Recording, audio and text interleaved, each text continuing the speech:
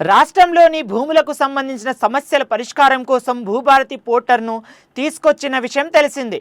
దీంతో భూ సమస్యలపై ధరణిలో చేసుకున్న అప్లికేషన్లను రిజెక్ట్ అవుతున్నాయి.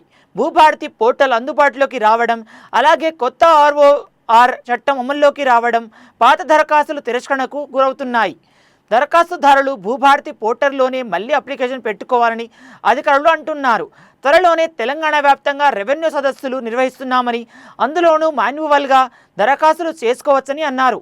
తెలంగాణలో భూభారతి పోర్టల్ను తీసుకొచ్చే సమయానికి ధరణిలో 81,000 పైగా దరఖాస్తులు పెండింగ్లో ఉన్నాయి.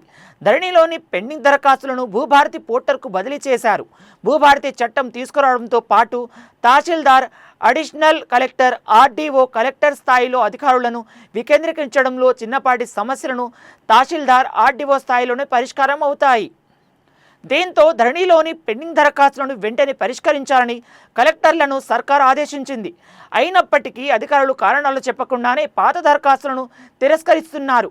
కొన్ని ప్రాంతాలలో రిపోర్టులు సైతం పెట్టకుండానే తిరస్కరిస్తున్నట్లు తెలుస్తోంది. గతంలో పరిష్కారం కాని తమ భూ సమస్యలు ఇప్పుడైనా పరిష్కారం అవుతాయని చాలామంది రైతులు ఇప్పుడు దరఖాస్తులు చేసుకుంటున్నారు. భూభారతి పోర్టల్లో దరఖాస్తులు చేసుకున్న ప్రతి దరఖాస్తును భూభారతి చట్టంలోని నిబంధనల కిందే పరిష్కరించాల్సి ఉంది. ఏ దరఖాస్తును తిరస్కరించినా సరైన కారణం చెప్పాలి.